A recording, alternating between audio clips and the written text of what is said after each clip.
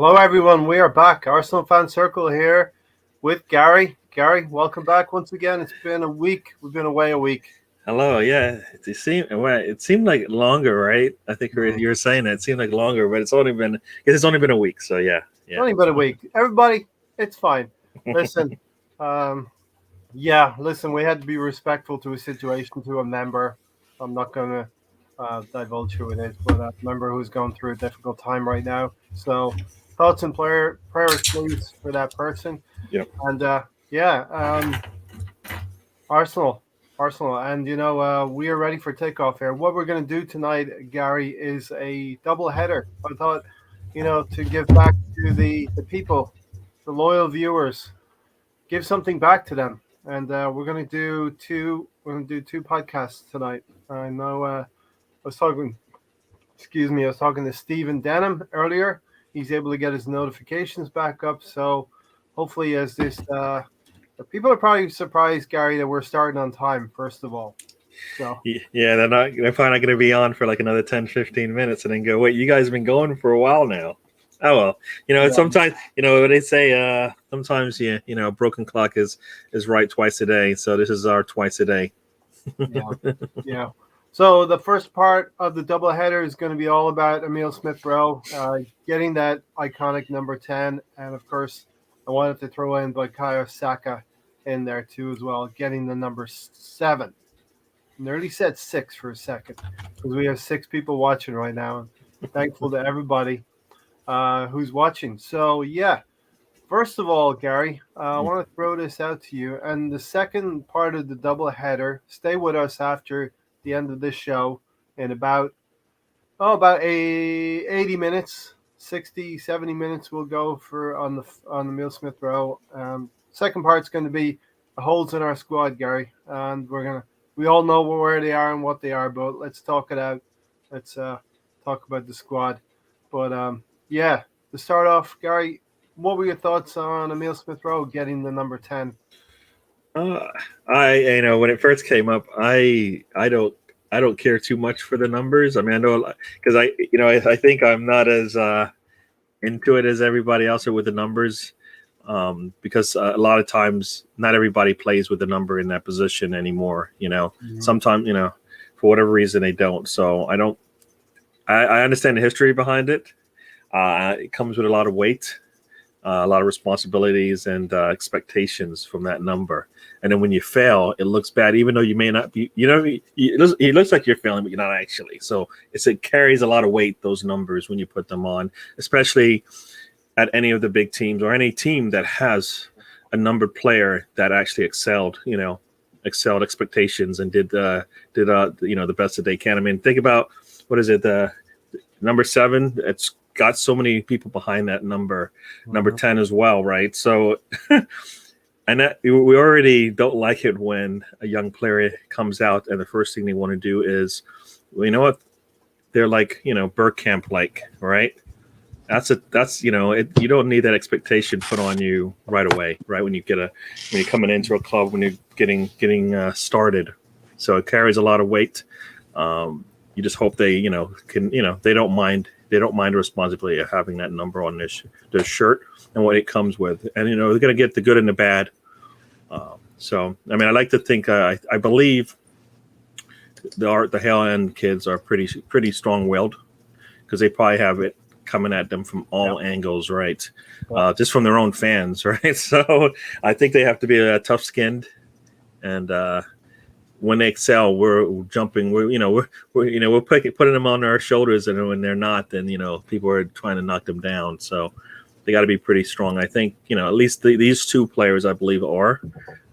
So we'll see. But yeah, like I said, I'm not a numbers guy, but I understand the history behind it. I think I've always said that the youth at Arsenal, we're asking them to do too much too soon, right? And it would be nice if they didn't have to. Yeah, it's not supposed to be like that. Yeah, I mean, if this is, we're talking about, we always talk about a top 4 team, right? A team competing for cups and the top of the league and all of that. If this were the case, a player like Saka would probably be, treated more like a Foden, right? as far as the amount of responsibilities that are put on their shoulder. And then some, other teams would be looking at Saka going and playing for England and probably, playing lots of minutes and go, why doesn't he do that at Arsenal? And so, you know what? Because we we don't need to, because the team is strong and he's not needed today. Tomorrow, definitely. And that's, we've heard it many times, we don't want another Wilshere, right? We don't want him, but that had nothing to do with overplaying him, but that's where we're at, right? We're the player that if we overuse them, they will be, it won't work out for us in the long term, So, yeah, a lot of weight with that number. You got to understand the history behind it if you're willing to take it. If they're willing to give it. For me, part of it is you get the number for prestige, but also, is it Arsenal trying to sell jerseys, right? Right. Is it actually about what they can do? Or is it about we got another means to get a jersey out there? Does it matter if he's 8 or 10? How many jerseys? That's a great point, Gary. And let's go. I'll talk to you, Gary, and then we'll bring Tony in.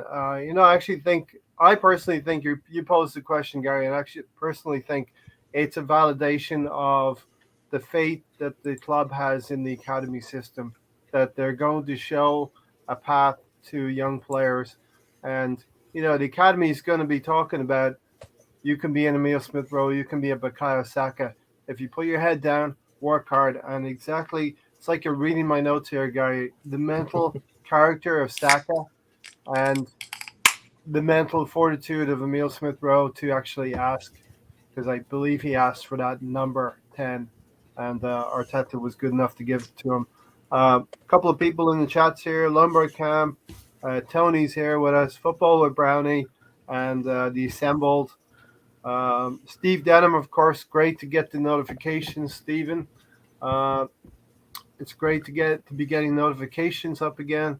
Big up Ray, big up Gary. That's right, Yep. boy, I'm back. Oh, yes. And, of course, if you'd have been here on time, Tony, you would have gotten a big up Tony as well from Stephen. Club fine coming in for you, Tony. And I had a wheel in. Wasn't on my foot. Little slow. Well, listen, we'll lay you off this one time, Tony. What do you think? Gary posed the question. What's the motivation behind giving these young players the shirt? Is it sales? Is it validation of the academy? What do you think it is? I think it's more just letting them pick the number they have. I don't think shirt sales matter if he picks 8 or 10 or whatever number he picks. I think it's going to be about the same. Mm-hmm. To me, it's just about letting the player pick their numbers, which they do. Now, my second question. Dallas was a number 10. Mm-hmm. What was the reason for him getting number 10? He just picked the number for whatever reason. It was available. It was an ego with William Gallas. We all know about that. And, it was a lot of things. So, Tony, what do you think is the reason that he got the number 10? I just think it's the number he wanted. I think with us still looking at central attacking midfielders, I was surprised we gave him the 10. But that's apparently the number he wanted. He knows what goes with it. He's a kid that puts his nose down, works hard like Saka does. Yep. So it's all fitting that he picked the 10. Yeah, Gary was peering into my notes. The mental capacity for Bukayo Saka. First of all, going back to the Euro final and having the heart to get up there and take that responsibility, whether he was mandated by Southgate or not, he still takes a lot of guts to go walk up there and take that penalty. And I know Saka will. We don't have any doubts really about Saka surviving that ordeal in the final, Gary. No. I think I missed the comment that you had there. No problem. Alonso, are you with us? Just wanted to check, see if Alonso was there. Yeah. Hey, Alonso. So listen, what do you actually think the motivation is of giving the numbers to these young players? You think it's validation of the academy or not? He's kind of like Give him a second, I think.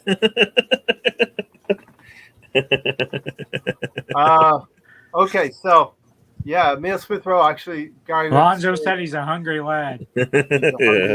Yeah. I don't think the numbers carry as much weight, Brownie says, as they used to since the introduction of squad numbers. But I don't think they do either. These are iconic numbers, though. Number 10, okay, Gallus, not so good. Paul Merson, going back a few years. Obviously Bergkamp and Jack Wilshere. So these are iconic numbers. And number 7, you got Liam Brady, Irish legend, and Rosicky, old Rosicky. That's what you call me sometimes. And Perez, all of these players. Alexis Sanchez, the list goes on. So listen, hi Lumber Camp. Alonso, I think you're on mute there. I'll bring you in when you're ready. Okay, I'm ready. All right, Alonso, the news broke last week about Emile Smith Rowe, getting the number 10 jersey. Are you happy that he got the number 10 jersey, first of all? I'm glad because it kind of shows that he has confidence in himself to be able to wear that jersey, because like you guys were saying, like majority of guys that wore that number were pretty legendary. Even Van Persie wore it 1 year, right? And Mesut Ozil wore, I think, 2 years, 3 years maybe. Yeah. And they were good. They were good enough players for us. And so was Jack Wilshere from when I watched Arsenal, right? And we could talk about Gallus because he wasn't as bad as people would think he was. But when he came to Arsenal, there was just so much promise with him, right? Because you got him in that swap deal with FC Cole. Anyway, so my point is that he was not a good player for Arsenal as far as being the captain, right? But as far as Emile Smith Rowe getting that number 10 is pretty iconic for us Arsenal fans, right? So, I think that when a kid wants that number that young in his career, that kind of shows you something. At least that's what I feel. Yeah. Lumber Camp puts a good question here. I'll go around the camp here on that. Do you guys think Emile Smith Rowe earned Bergkamp's shirt? Realistically, had half a good season.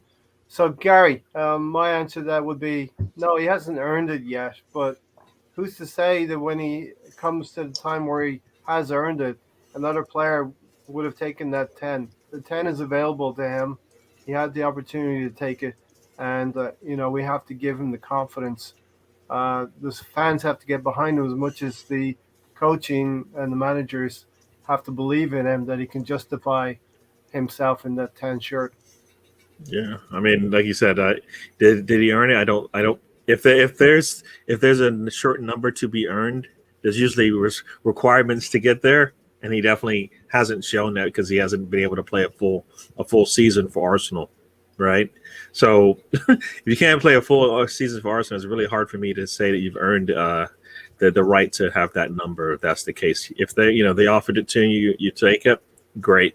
You know what that number means, and you're going to work hard to make sure that you aren't one of those worse number 10s that wore the shirt. So don't be a gala. Yeah, that's yeah. But I mean, I kind of feel like what I saw. I mean, I know it's preseason, but what I saw from him in preseason, I'm happy with. Right? I'm happy with that. So I'm going to take that as a positive. I know a lot of us are saying not to look at the preseason, but I feel like they're not playing it just to play it. Some people have other reasons for why they are, in preseason games. They want to get something out of it. When game one happens, if your preseason doesn't get you prepared for it, then it was a waste for me.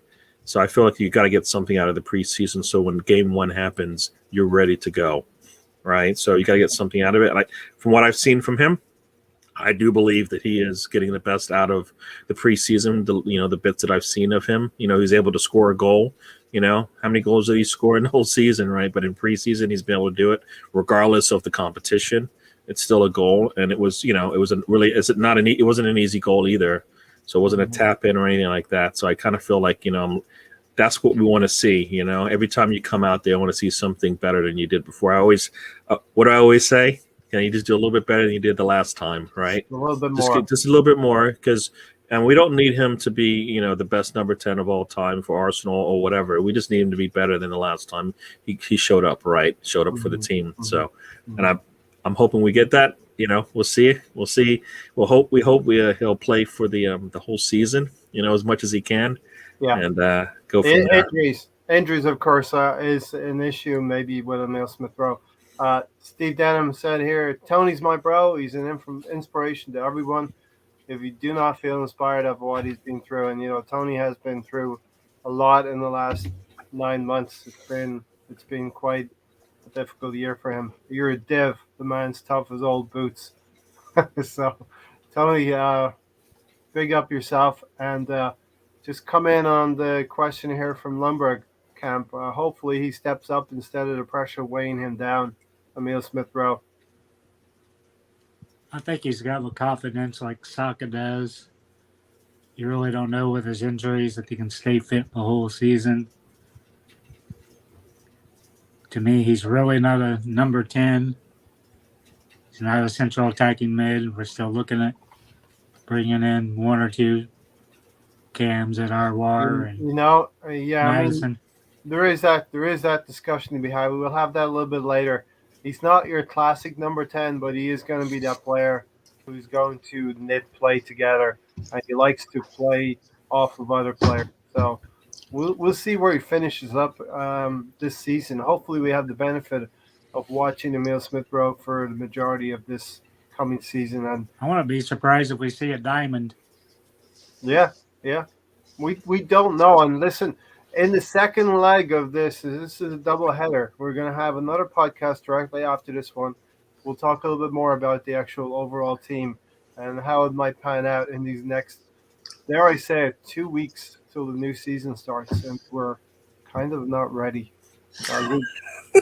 Surprise!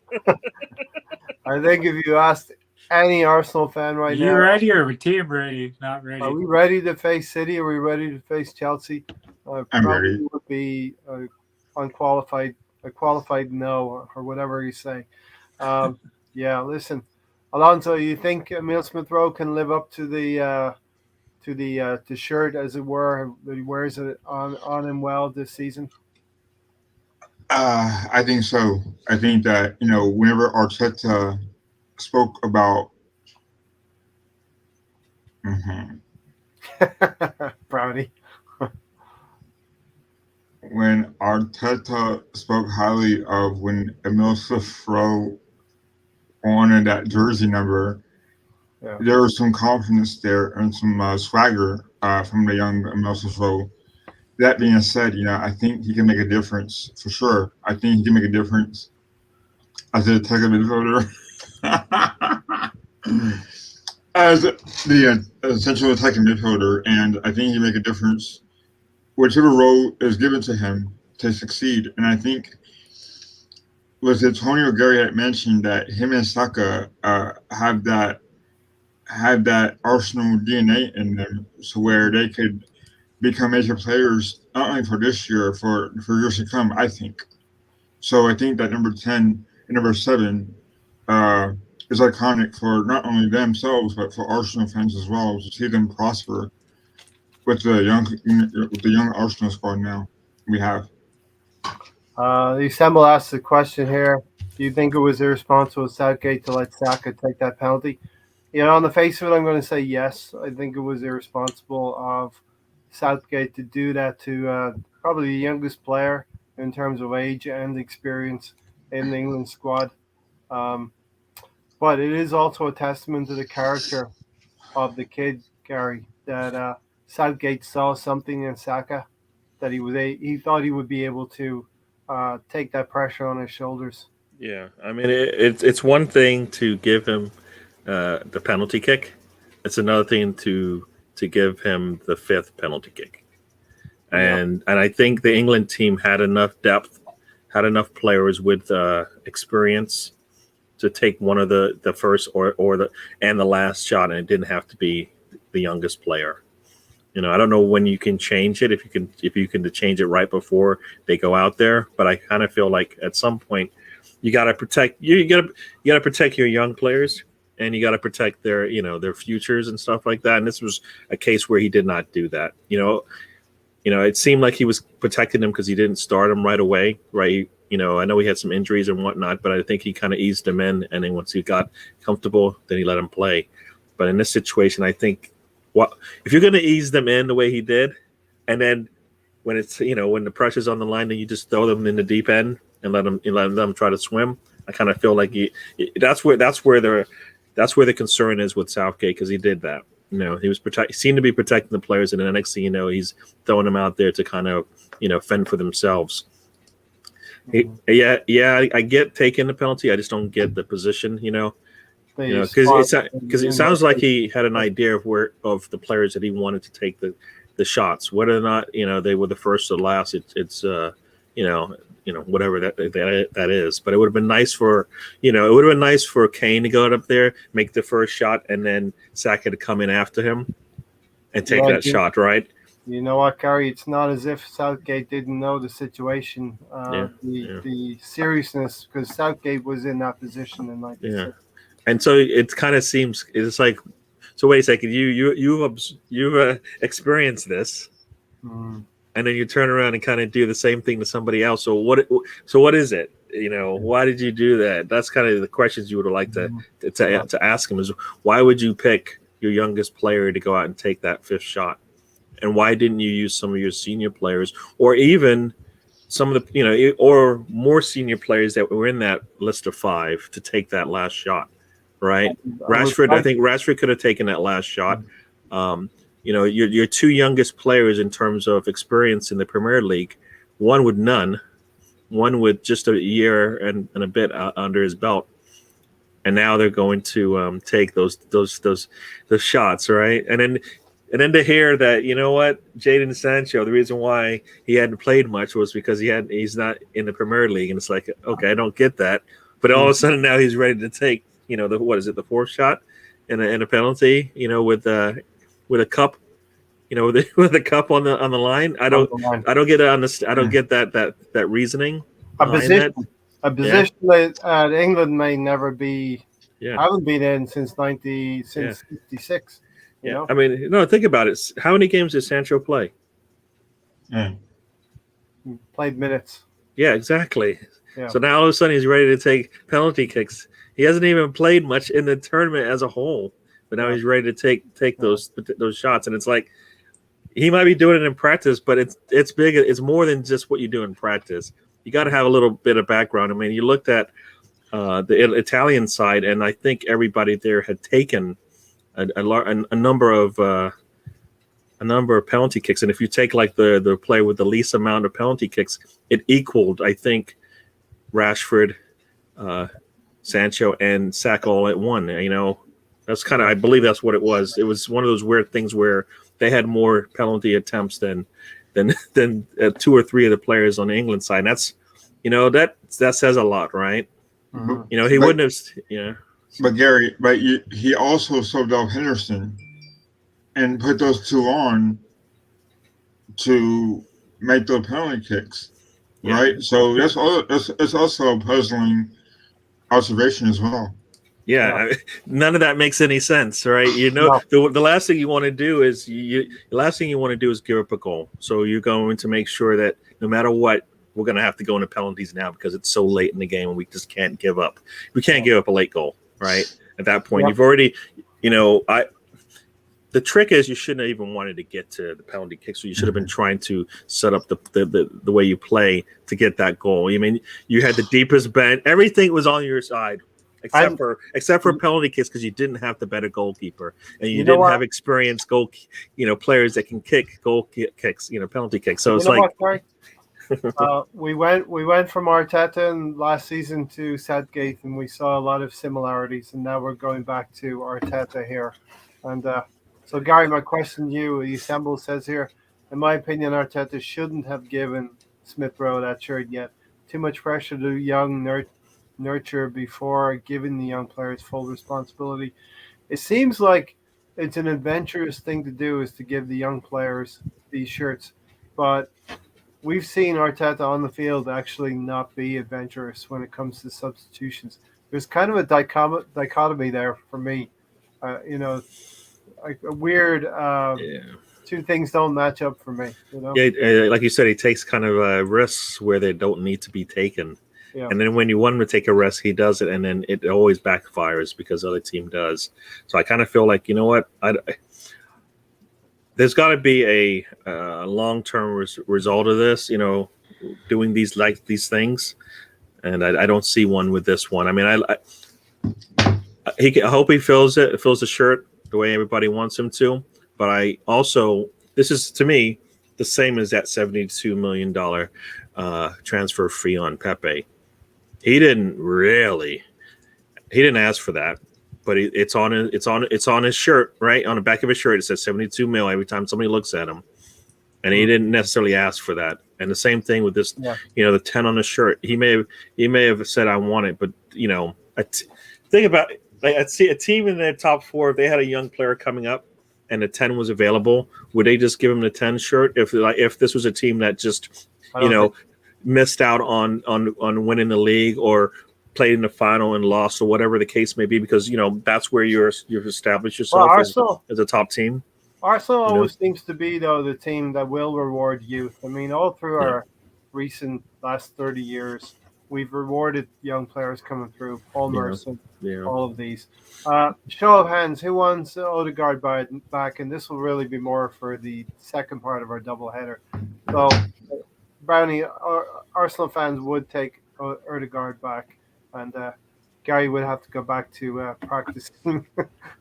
I'd say no. I mean, like you said. I mean, I'll take Erdegaard because I think Erdegaard because he's long term. I believe he's long term, and he will grow with the players that we have already that are going to be playing with him. Yeah. Right. Yeah. Wherever they decide to play Emile Smith Rowe when Erdegaard Martin. Sorry, Martin. I'm not going to get it right, so you guys can laugh at me. I'm not going to say it. It's Martin, right? So, but I'll be happy to have him back. But I kind of feel like he should have come back earlier. And it's always like, what?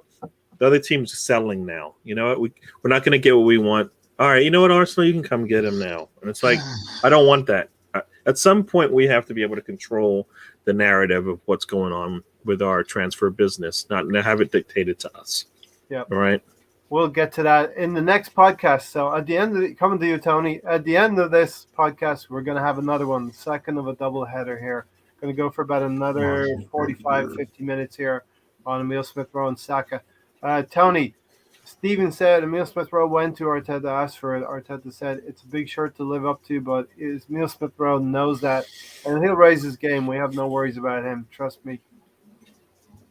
Like I said, I think him and Saka both have the same type of mindset. Go out there and play for the shirt.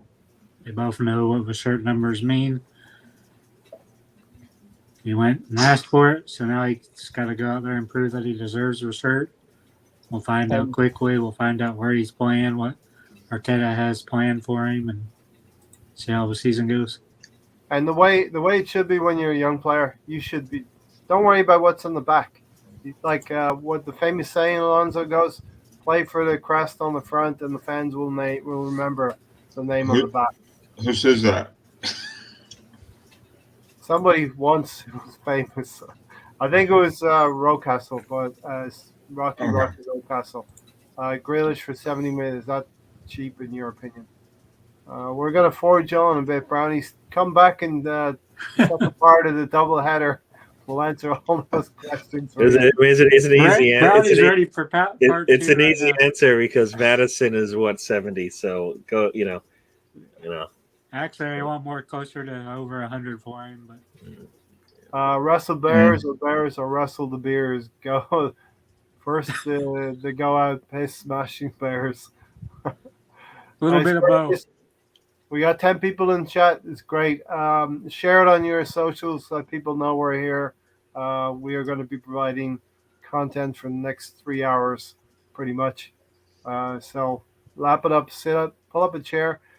Gary, we're at cruising altitude now. So Arsenal Fan Circle airline is up and away. Yes. If you need to stand up and get something out of the overhead bin, it's okay. You can turn your cell phones back on now. There you go. If you need to stretch, please do it, but be courteous to your neighbors. All of that. Yeah. We're Make sure serving you're beers, dressed from light the waist down. refreshments and snacks. Gooner's only like Odegaard because he plays like a BTEC Ozil. Man looks silly. But no chance. I'd spend 35. I think actually Lombard Camp 35 million is a pretty decent price for Odegaard. I mean, I guess the big question. I mean, we're going to get into it, but is he talented? Is he have the talent? Man looks silky, not silly. You have to wait until part 2, Gary. Oh, okay. All I right, wanted to comment too, but Ray won't let me. I wanna go back a little bit in the history of it. I'm a big fan of Emile Smith Rowe, so if you can't tell, we've dedicated a podcast to Emile Smith Rowe here. Because I think he's gonna have a breakout season this coming season. I think Saka and Pepe as well. These are 3 players that we're going to talk about in the second segment here. Gary, Emile Smith Rowe joined Hale End age 10 in 2010. Under 23s. He joined the under 23s in 2016-2017 season. And in 10 games, he scored 1 goal, 2 assists. So, starting off early, we know that he was with Saka and they've risen through the ranks together. So it's really a good thing that we're going to see both these players in our first team now. No, definitely. I'm looking forward to it. I mean, yeah, we get to see what we thought we were going to see last season, right? Supposedly he wasn't healthy enough to start, so now he is. Let's see it. Let's see how it works, and he's going to have a preseason under his belt as the starter, right? He should be a starter. We should expect good things from him, big things from him. We're going to need it, right? We're going to need it. He's got 3 games, 1 game to get ready and 2 games to kind of show us, what he can do. I'm looking forward to seeing that, but I'm wary that it's those games are the way we're going to have to start this season. Yeah. So we're gonna expect a lot from him because the thing about it, I don't know if we're gonna have Saka, right, for those first 3 games. Yeah, we probably won't see Saka till probably the end of August, early September, I think, with Saka. Tony, Lombard Camp said here, Martinelli's better than Tammy, so it's a pointless transfer, free Martinelli. They're not quite the same player. Martinelli could probably exist on the left-hand side, Tony. And to me, Tammy's just another Danny Welbeck. I want to spend my money on him. We won 15 million for Laka. What a joke. He's better than that. And Tammy, they want 40. Staying on Emile Smith Rowe here. You cut me short there, Ray. I know, because this is about Emile Smith Rowe, and I don't want to get off topic. So I'm going to keep all of you on topic tonight, and especially. You asked my question. The second one, go for it. Go. Go. Now he's asking, he's letting you go, and you don't want to say anything. You're fine at it. Okay, Tony, Emile Smith Rowe, 4 years ago, July 31st, 2017, signed first professional contract with the club. And age 17, we saw him join the senior team for the preseason tour out in Malaysia. Well, remember that goal he scored against Atletico Madrid? Yep. Yeah, so we saw early promise of what Emile Smith Rowe could do. Yeah, he would go on later to apply and assist in the 5-1 win over PSG. Alonso, it even gave me looking back at this, we were competing with PSG only 4 years ago, albeit in a preseason friendly. So what was the question? Oh, it was just an anecdote, really. Yeah, I mean, just seeing Emile Smith Rowe come through the ranks like he has, and he hasn't done bad. I think that we got to give him credit. He didn't give up either when he had injuries. When he got loaned out twice to Hertha Berlin, was it? Hertha Berlin? He went to RB Leipzig. Okay, okay. And he didn't give up when he was at Huddersfield. So I think there's something to be said about that, to where he wants to improve. He sees himself at Arsenal for a long time, and he now has number 10. So he can only go up from here on out, you know. And then you have Saka as well, a fellow Howland boy. So yeah, I mean the future's bright for the most. Yep. Just to double back on that, I'll stay with you, Alonso. Unai Emery has been known to spot some of the actual young players, and he did give Emile Smith Rowe his chance in the team. He said he's a player has lots of potential. Age 18, 31st July 2018, a new long-term contract for Emile Smith Rowe. Made his first team debut versus Vorskla Poltava, the first Arsenal player to debut for the team in the 2000s to score. So, we're seeing the growth of Emile Smith Rowe as he's getting older here. Yeah, and also I think it also helped that he had Meza Ozil to, I guess, guide him in that role that he's going to be playing, hopefully. And you know, he looked up to him, so I think that's a good role model on the pitch, I guess, to have. And you know, like I said, it's good to see a guy like that in the midfield do so well uh, and become poised at his age. You know, I think that isn't he also in the U21s? Emile Smith Rowe. Yeah, or U19s, something like I that. think he went into the under 23s straight away. Okay, okay. Yeah. So that's not bad considering how bad Arsenal have been lately. I think he's a sunny spot, and he should bid off. He and the club should bid off each other, as well as Saka and Aziz, as far as the academy products coming through the ranks. I think that's a good example of this generation's academy kids. I want to say hello to Tybe as well for joining us. Thanks, Tybe, for getting in here. Good to see you. We're going to have a second podcast right after this one. This one is about SAS. Tony, you remember back in the day, it was SAS used to be called Shearer and Sutton. So now I'm coining the phrase the Smith. He's been called the Smith. I love that nickname. I know you don't. And Saka. I'll go with row your boat before I go with the Smith. Like I said, Emile Smith Rowe made his debut in the Europa League. His next game, he would score against Karabakh. These are all teams that we would love to be competing. We'd love to remember these names again. You know, we're out of Europe this season. We're not going to be going to Karabakh, Tony. And we're not even in the Conference Cup. And one thing we have to remember is Smith wouldn't have been playing in any of those games because we planned on sending him back to Leipzig on loan, but he was injured, so we didn't send him out on loan, which I think was the best for him in the end. Yeah, it was.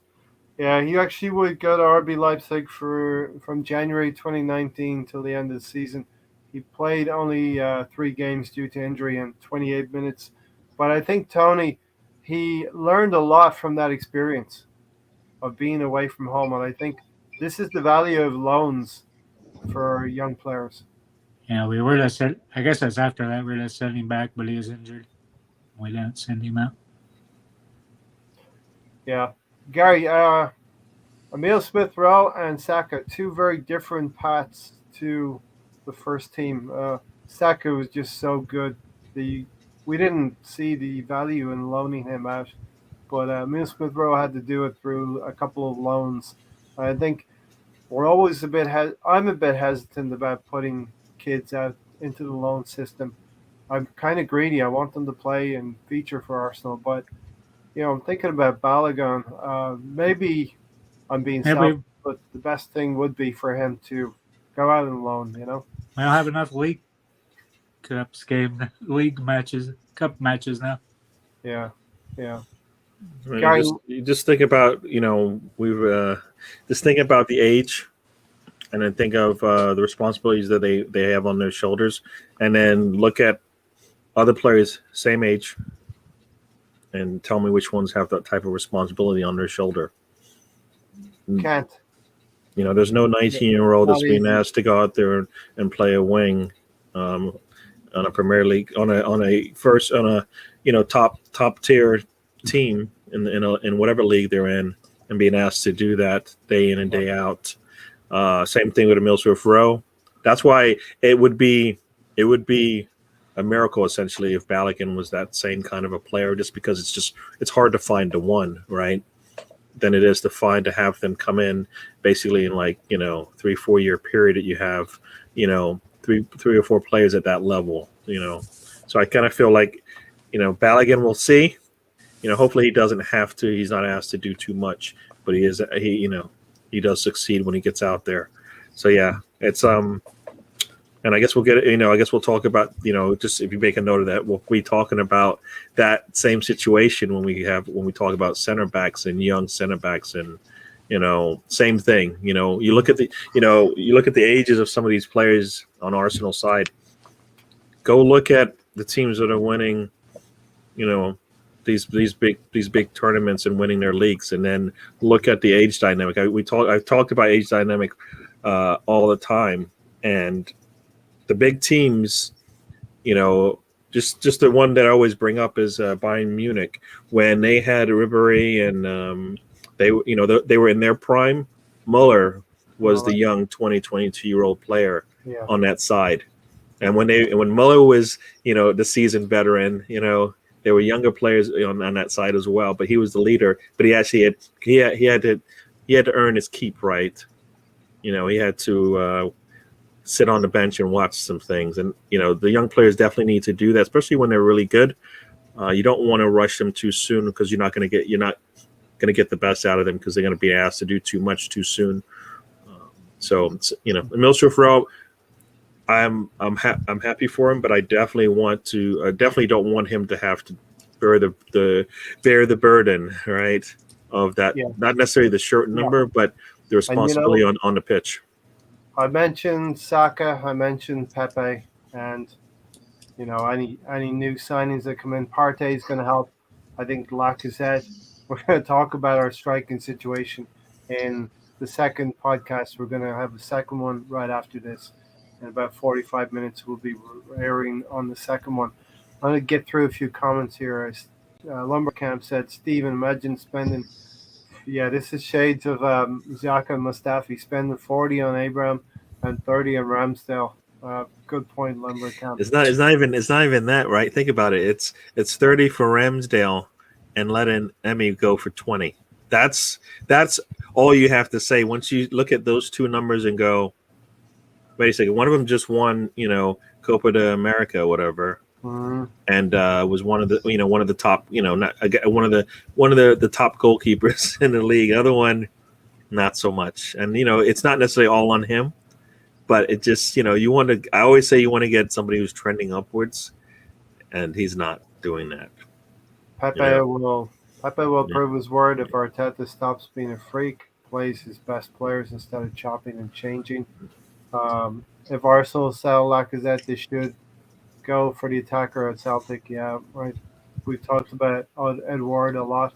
He'd be a different type of attacker. Balogun, Martinelli, Eduardo.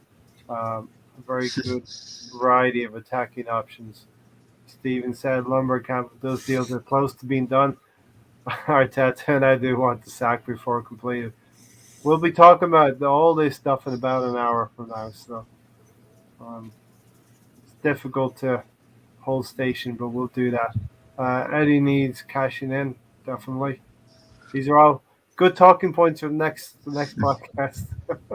Hi, how's it going? Steven's having a cigarette.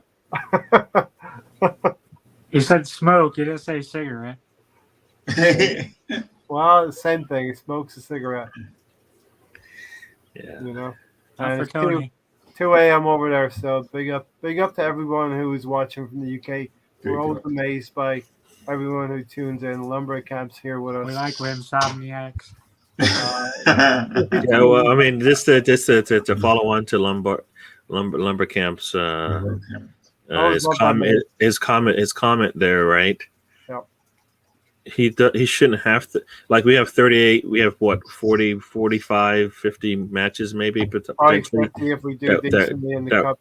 that we would have to play. I really don't want him to have to play more than half of those.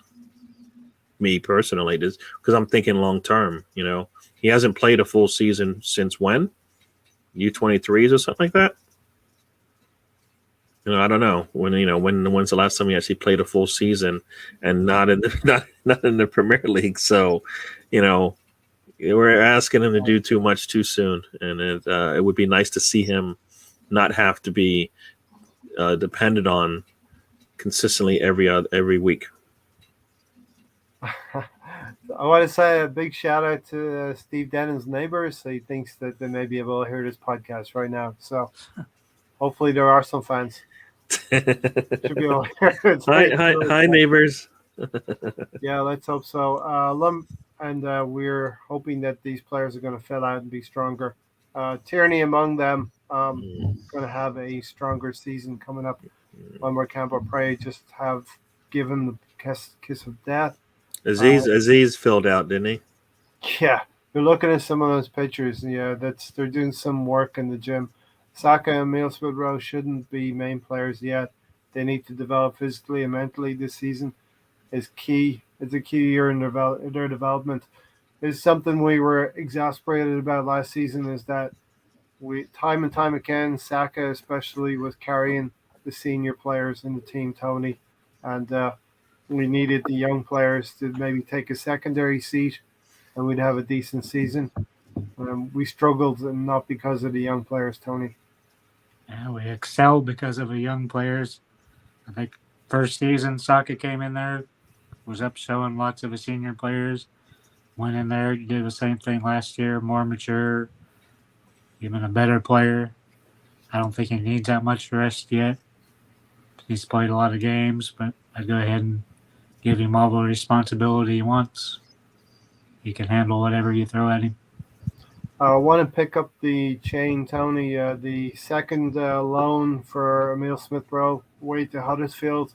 I think while he got a good experience in Germany, he wasn't actually playing that much.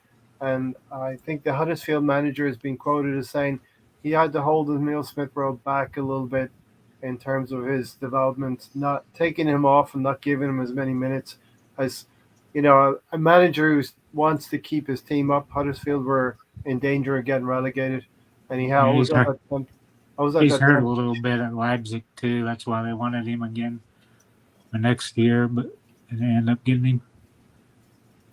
Yeah, Alonso, Emile Smith Rowe would actually go on to score in the last home game at Huddersfield, scored a winning goal, which was vital to keeping them up. So I think all in all, taking that into account, the loans that Emile Smith Rowe had to go through in Germany and in the championship really helped his development.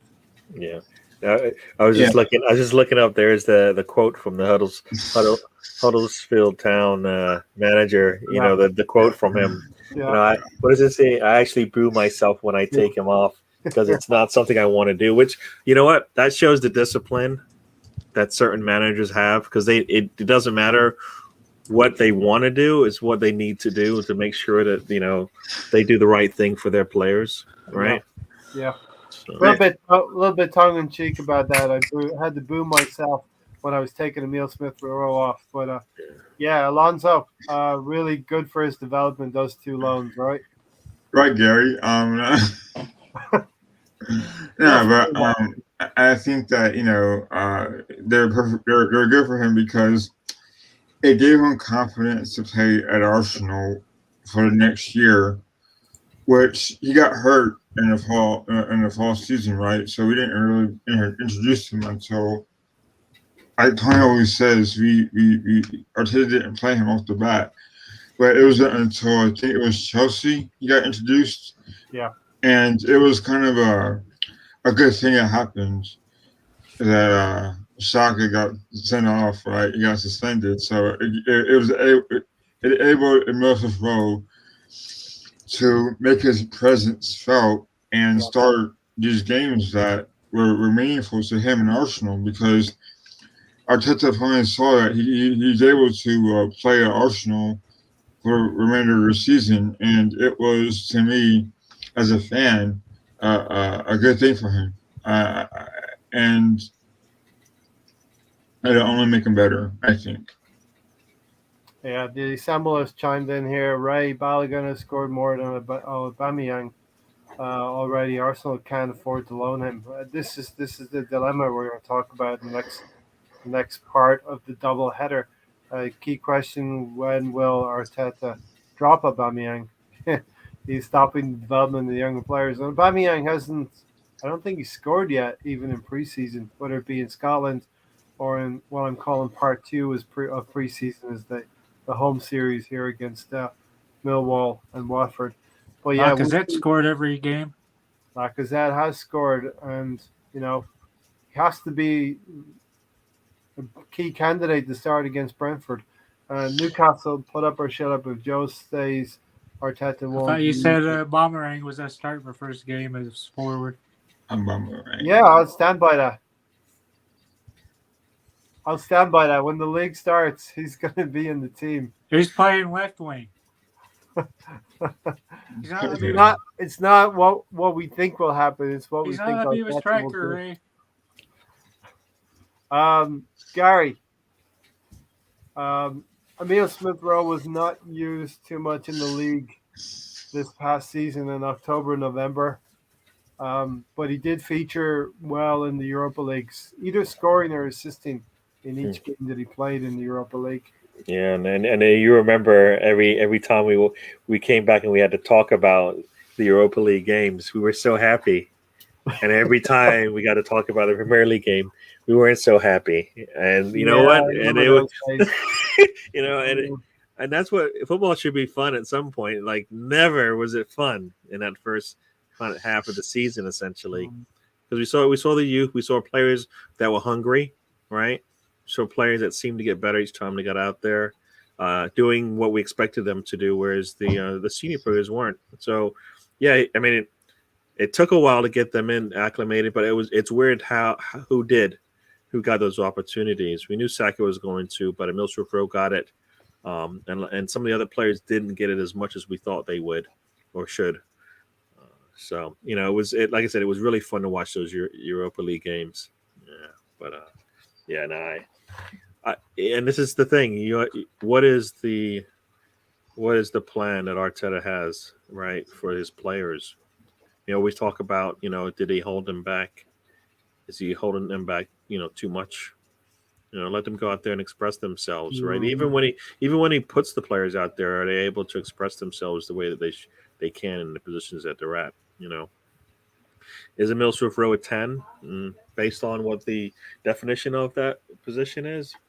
No, right? Well, I think we're going to get into that pretty soon. It will be a contentious 3-1 debate, I think, and I think everyone can guess who the one might be against the 3. Is he a 10? Is he not a 10? Stephen wants us to say hello to his neighbors. Hi, Stephen's neighbors. Hi, neighbors. Hi, neighbors. Wake up. Wake up. Oh, no, I didn't say that. I didn't say. I really know Huddersfield couldn't praise him enough. Yeah, Tony, Stephen said, what about his loan? Even playing in a lower league is tough and more physical. So, these loan moves do help players to be ready for the demands of the Premier League. Yeah, I think this season we're at to loan a lot of players since we don't have European football. We just got the meaningless League Cup, the meaningful FA Cup for Ray, even though we keep winning them and doing nothing with them, besides putting them in a trophy cabinet. Yeah, I'd like to see the young players. That lock down the road can't even do that, so. Yeah, I just like to build off wins, not have just trophies. Hey, listen, as a kid, I always wanted to win trophies for my team to win trophies. Listen, it's not the biggest one, and we want to talk about winning the biggest one, but winning a trophy represents, for me, a successful season, But your ultimate goal in every season is what? Win the league. Okay. Yes, win the league. If you can't win the league, try to win a trophy, a cup. Well, no, but that's the goal.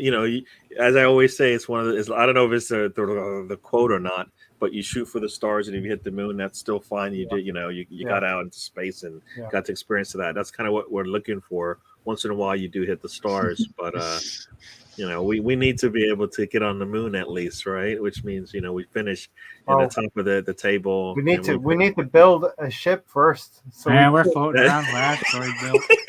I don't think we build a platform to build a ship yet. Even we're just floating around the asteroid belt. No, we know we're building it, but like you said, we're sitting on an asteroid belt, and every once in a while we put a part on, gets knocked off, and you're like, "What happened? What happened?"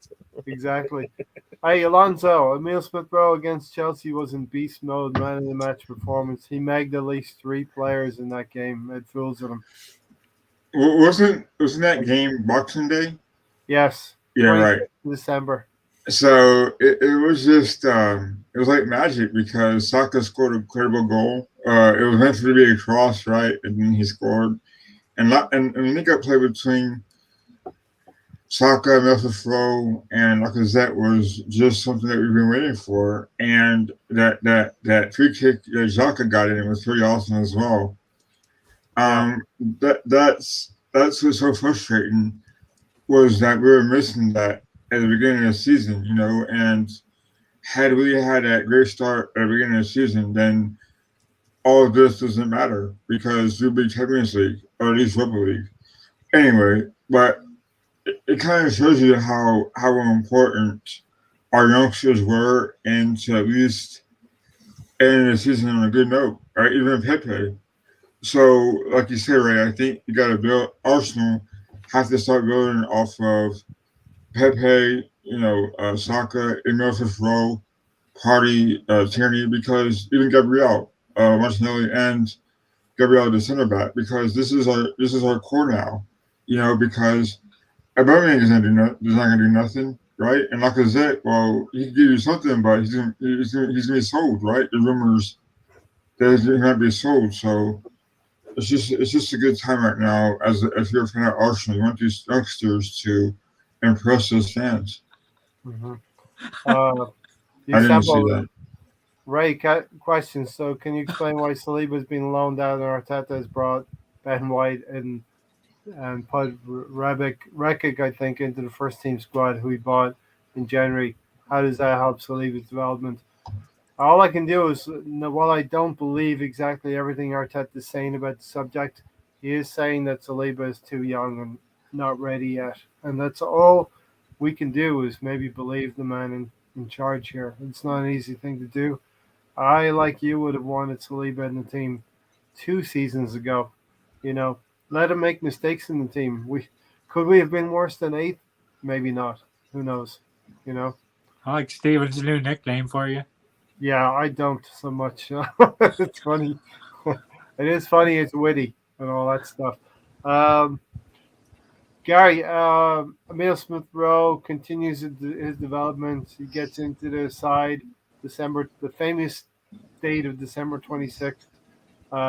It starts clicking for the rest of the season, and we sort of do pretty well.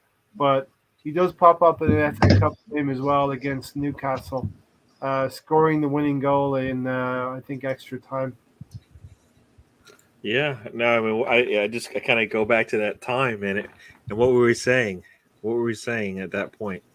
Come New Year's, we're probably looking at a new manager, right? Because this will be another. You were saying, I want to see this one through, right? I want to see to the end of January, I was saying. Yeah, which makes if you're going to change a manager, you want to do it before, right? That was the idea was before the window, right? Right. Before the window changes, and that's what you wanted. But yeah, that game, I don't think anybody was expecting that, right? We're playing Chelsea. They look like a team that's going to try to compete for a top position, if not the top of the league. They're pretty solid. They have a deep squad. They had issues, right? Their finishing skills just aren't there. So you have a chance with them. But we were Arsenal at that point, and we weren't looking so good. So yeah, it was one of those games you go in. I mean, you go into that game going, all right, whatever. I'm hoping. I hope we play well. But if not, then maybe this will be the point where we make a change. And then you watch the game and you come out of it and you're like, what just happened here?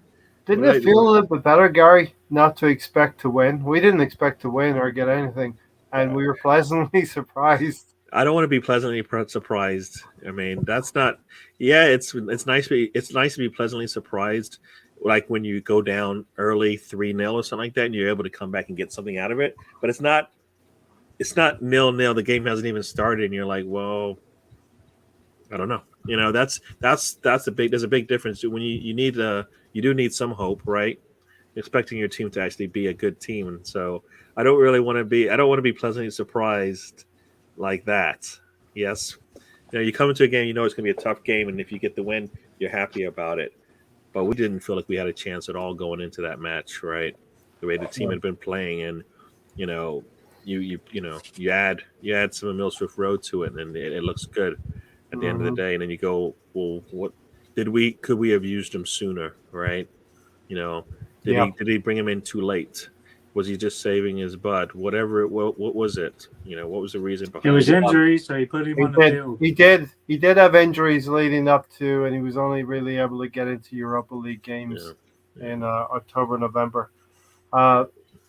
December said Ray, so Saka is old enough, but then Saliba isn't, even though he's older than Saka, but he'll burn out halfway through the season. The only thing I can counter that is that we talked about Saka. He's went his path to the first team didn't involve any loans, as far as I'm aware. He's a generational talent that's been good enough to be groomed all the way through the age groups, and actually he's probably been about 2 years ahead. He's probably been, when he should have been in the under 21s, he's been in the under 23s, and when he should be in the under 23s, he's been in the senior team. And that is the difference between Saka and Saliba. One was always excelling, over and beyond what he's, what he's supposed to be able to do, and you just can't stop that. And the other one was good, but as we found out, not that good, right? And once again, different position. You go just look at the numbers. Tell me a center back at the age of a Saliba that's going to lead, a team with another player who's a couple years older than him. I've only seen one of those in my lifetime, Gary, and that was Tony Adams. And that those are like Saka. They're like unicorns. They don't come around that often, right? And Saliba had a lot of things going against him outside of just his skills, right? Just moving to a new country, all the family things that happened to him. I mean, everything was kind of was a hindrance in terms of his progression in moving up getting there. So can I tell you, I want to see him play, of course, but I don't. I want to see him play, but I don't. I liked what I saw when Luis was there, and that's kind of what I felt like Arsenal needed to do. They needed to have that seniority on basically every line. All right, they need to have it on every line. The back line, the middle, and the front line, so that they can actually, because they are a young team. If you ever look at the Arsenal, they're typically the younger team that's playing out there, and it's because they're so young, right? You've got 30-year-olds, and then you've got 19, 20-year-olds. Yeah. So even though we have some seniority on the team, the players that actually we ask the most out of are the younger ones. Yeah, and we're going to talk about that in the next podcast as well. Stay with us right at the end. We're going to go for about 15 minutes here. It'll be a 5 or 10 minute break, and then we'll be back on. So at the end of this stream, you'll see Alonso, you'll see me, you'll see Gary, and you will see Tony. So Tony, you might see Alonso. You might just see a little circle. That is Alonso, the artist formerly known as Alonso. Tony, you wanted to jump in with some comments there? Oh, I remember what I was saying. If we're grooming Saliba, why do we keep playing him in France? Why not send him to Germany, Italy, somewhere else that's a little more competitive? I just don't think we have plans for him. We're just loaning him out until we're done with him, and off he goes. Yeah. Ray, do you understand the meaning of a manager? Arteta doesn't want Saliba. He needs to admit that. That may well be the case, but we don't know. We're not privy to everything that goes on. Even when we see All or Nothing, that will probably not. We won't know anything about Arteta and Saliba's relationship there. You know what I mean? So it is what it is. Well, What's still going some on? of the edited tape. Yeah, I mean he's going to get reports on Saliba as well. What's going on with Saliba? Arteta mustn't fancy him at all. He must have no confidence or faith in him. If he's going to keep him, he wouldn't have been loaned out. I mean, in reality, should he have even been a player for Arsenal, especially in the position Arsenal was in when they purchased, when they went in and actually made the transfer, right? Think about when they made that transfer, they needed an established center back, Mm-hmm. right? Just like they needed, a midfield with established players there. It at the time it was like, okay, he must be really good if Arsenal went out and got him. Come to find out, not so much. Hello, Miss Melina. Same thing with Runarsson. You're bringing him in when you know you need a backup goalkeeper. All right, he must be a decent goalkeeper, and you look and it's like, no, he hasn't done anything. Same thing with Saliba. So I kind of feel like I'm hoping that Gary, they. we spent 118 million on center backs in 3 years now. After we signed White. Yeah. Well, yeah, it'll be 50 million plus 27 for Saliba, so that's 77. Plus 30 for Gabriel as well. Yeah. Gabriel plus Yeah, but Gabriel's in the team. Gabriel's in the team. That's money well spent, then, right? Well, no, but your midfield has been terrible. But still, what have you done for your midfield, right? Yeah, your midfield has been lacking. So. Right. Arteta didn't give Saliba a single game. Absolute clown. Yeah. I'm on that. I'm on that. I can understand, and I kind of was on that as well. But I kind of feel like he's not ready. And at some point, you're gonna have to either believe Arteta or not. He's not ready. Yeah. If he was as good as we needed him to be, it would be no doubt one of the best center backs, not a group of center backs in the league that he's in, right? In the French league there. He's not like a top 2 goal, center back. But he's not even in the French under 19s, under 21s, any of that stuff. So Gary, yeah. Can you name a player that Arteta has improved? Well, everybody has said that what you've seen from Saka is an improvement, right? I kind of feel like Saka was going to trend that way, anyways. The one thing you could do is screw it up, and you don't. It's not that. It's really hard to screw it up, Yep.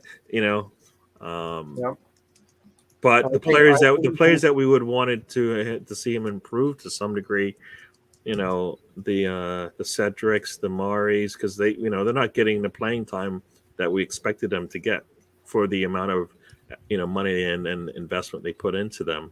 All right. Cedric supposedly can play both sides of can play both wing backs and both fullbacks or whatever, and he can't. At least not in the eyes of Arteta. So, there's how many have improved besides Saka? I don't know. I think no. I think he's got more out of Pepe than Emery did. Okay, you know what? He wasn't playing him. No. What I'm going to say is that what Pepe was asked to do was different. And the same thing with Aubameyang, right? He's asking him to do things that he can't or he won't. Same thing with Pepe, right? And I praised him for it. He's like, all right, I get that you can take the ball up and you can attack, but Arteta wants you to track back. You lose the ball, you track back, and you make sure you get the ball back. And he was doing that, and that's kind of what Arteta wanted, right? And that's what he did better when Chambers was back there protecting him. Yeah, but I mean, he wasn't but he wasn't doing it, and that needed to be done, right? Yeah, that's why he put Chambers back there with him. Yeah, but I mean, is it just because of Chambers? He has to want to do it as well, or else it doesn't work. Doesn't matter who's behind him. I think Yeah. the fact was he wasn't actually coming back. He basically would lose the ball He's and then still just not really coming back much. and though. just he would just zone out because he lost No, the ball, right? Pepe is coming back. Yeah, Pepe Not is too coming much. back. yeah. Defense I is feel really like good. I feel like he's coming back, Mhm. right? Yeah, I feel like he's coming back and doing a job on both sides, on the both offensive and defensive sides, and that's why he's playing. So I think in that respect, yeah, I guess maybe he has made a change, but I think he punished them too much and didn't actually. I don't think the praise that he gives to certain players. I don't get when you need your younger, more talented players also give you that same kind of. They deserve that same kind of experience with their manager, right? Like the way I believe he treated Xhaka and the way that he treated Pepe. I don't understand why there needed to be a different. I don't care if you're a senior player, Yeah. you need it less, right? Saka, Luis, If you're- and Willian, he Yeah, always Now think about it. If you're a Pepe with a $72 million target on your chest, you probably need a little bit more. Don't worry about that number. I got you. Just follow my lead. I'll get you on the field, and don't worry about it. I know what you can do. And I don't believe that was being said. No, he gave him tough love, which he's had to fight out that hole himself. Lumber Camp said here, look how good Fofana is. We've been saying the same thing, Lumber Camp, all last season. We saw Fofana's development, and we're wondering about Saliba's. There's no doubt we've called out Arteta that he has made a lot of mistakes. I've called him out. Yeah, I think We Fofana is not. we should have won the Europa League Yeah. last season. Yeah, I think Fofana isn't. It's one of those things where he's not being asked to do the same things as Saliba would have to have done with Arsenal. Think about it. He would have But had to. natural. It's only natural, Gary, for people to look and say this was his old partner in Yeah. France, and now look Yeah. at the difference in how they developed. No, but I mean, when Arsenal was excelling with their defensive back line, who was it most of the time, right? For me, it was Luis and Gabriel, right? That doesn't work with a Saliba ever. Saliba needs to be the guy looking up to someone, and he can't be looking up to Gabriel. So it was never going to work, and that's where Arsenal mismanaged this whole situation. All right, They can't have those two players playing together, so they made one of them. I mean, I think it was just lucky that Gabriel got to play. Right? If Luis didn't get hurt, Gabriel doesn't play, and we know, we might be in the same situation where we spent 20+ million on a player and he doesn't get to play. So injuries have been only the saving grace for Arteta in this. Lombard Cam said here the guys blocked Martinelli and Nelson's progress by playing that Wasterman Willian. Not only those two players, Pepe's progress last season. It seems like Pepe only gets going, Alonso, toward the end of each season because Arteta's slowed him down throughout the season. It seems that way, and what I think Tony alluded to earlier is that we have got a veteran who doesn't know how to play defensively anymore, and doesn't know how to backtrack. He just stays stuck. Where you let an oversized right back and Chambers, cover for Pepe, it works. And it may not be fancy, but it works for Arsenal, which is kind of bizarre because you don't think Colin Chambers is that fast, or you don't think Colin Chambers can cross the ball at his height, but he does, and it works. And it was kind of funny to see because he's I think on his last year's contracts, Chambers. So, you never know what's going to happen there, but at the end of the day, I think that it kind of held back Pepe's progress because if you unleash Pepe, then we all see what he's capable of, right? So it's crazy, man. I'll tell you what. Yep. Going to go to Tony with this one just to spread the love here. Lumbercam says we came 8 twice in a row. People still back this Coleman. I can't get my head around it. Do we accept 8th now? My own perception on this Lumbercamp is he's got till the end of October for me. That's 10 games. I expect 20 points from 10 games in the league, and I think the club will act if he doesn't do well this first 10 games of the season. No, we don't accept eighth. We shouldn't accept it. But we are building something here. It's going to get better. But Arteta can't ruin what we have, Tony. He's got to take what he has now, and Emile Smith Rowe, Saka, and the rest of that team, and take it forward now, Tony. You got to throw Pepe in there too. He didn't trust him. He didn't seem to trust any of the young players. Smith Rowe didn't get thrown in there until we had injuries. Aubameyang out, blah, blah, blah. We know the story. But he just doesn't put faith in the young players. Like Gary was saying, he builds up the Luis, he builds up Zaka, he builds up Willian. If those players are leaders, why the hell do they need build up for? Mm-hmm. Makes no He sense. seems to, like we have been saying, we've been saying this all season. He builds up the professionals and he leaves the young players to sink or swim. Conte in, he can get us top four.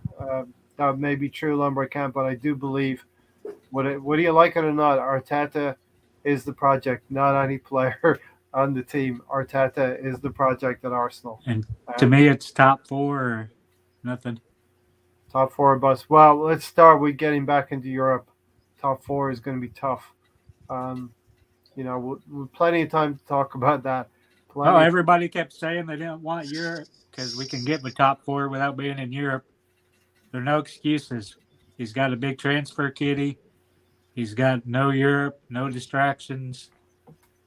Fans back in the stands. He was bitching about not having fans, saying that hurt us. So he has absolutely no excuses now. If we're saying, you know what, now top four isn't actually an acceptable. It has to be reached. And last season, coming close was, how close were we to all of those goals, right? We were 5 points away from top four. We're basically 90 minutes away from a Europa League Cup title, right? We were we were a couple of 3 or 4 games from being in the Europa League at least, if not top four. If you look at it, I mean, I always go back to the 2 Burnley games where we only got 1 point, and you can pick any other game. You give me a draw, give me an extra point in any one of the games that we fell apart on. Aston Villa, any game, West Ham, all of these games where we gave away, we either had to fight to get a point, or we just gave up. We dropped points, or we dropped. We got 3, right? So I think we missed 14 draws. Yeah. We have to, exactly, right? When we started the season, what did we say? Oh, no way we were going to do 14 draws. We had 14 draws.